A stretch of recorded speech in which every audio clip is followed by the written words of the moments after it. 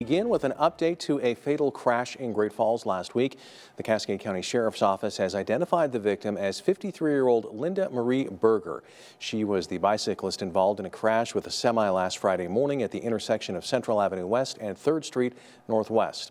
The Great Falls Police Department is investigating the cause of death was blunt force trauma. The manner was accidental. One person died again in that crash.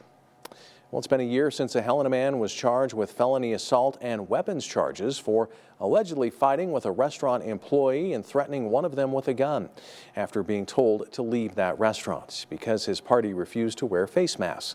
But Attorney General Austin Knutsson's office took over the case and has agreed to reduce the charge to disorderly conduct and a $50 fine. The restaurant's manager is not happy about the outcome.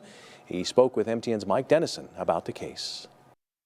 Last November, Rodney Smith and two others in his party were told by Hokkaido restaurant manager John Schneider to leave the premises because, he says, they'd refused several requests to wear a face mask when not seated. Schneider says Smith knocked water glasses off the table, shoved a waitress, and a fight ensued, leading to Schneider placing Smith in a headlock, but then releasing him so he could leave.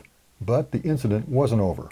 After assaulting her, after assaulting me, he chose to take his shirt off, expose his gun in a holster on his right hip, which I had no idea he had up to that point. But he touches his holster and his gun, like kind of pats her, at least puts his hand on it. He's like, "I'm gonna get you." Smith was arrested and charged with 4 crimes, including felony assault and carrying a concealed weapon without a permit and in an establishment that serves alcohol. But this summer, Attorney General Austin Knutsson's office took the unusual step of taking over the case after County Prosecutor Leo Gallagher refused their request to drop the weapons charges. Those concealed weapons violations are now legal because of changes in the law made in February by Republicans in the 2021 legislature.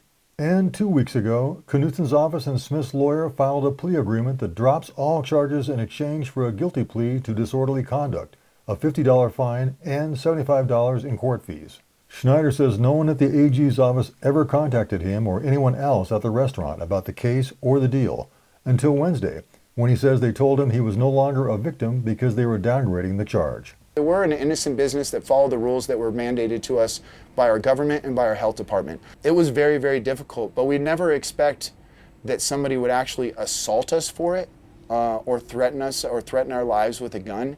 And then if we do, we assume that the law protects us. Yeah, $50 fine though. No, it's a slap in the face, brother. Knutsson's office says it would be a waste of taxpayer money to prosecute the gun laws no longer on the books. His office and Smith's attorney also told MTN News that Smith and other witnesses dispute Schneider's account of what happened and that there's insufficient evidence to support the assault charges.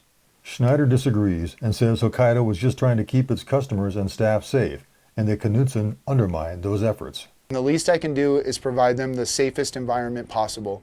And if guys like this are allowed to get away with things like this, it makes our community less safe. It makes my employees and my customers less safe. It makes other restaurants less safe. The plea deal, however, is not final.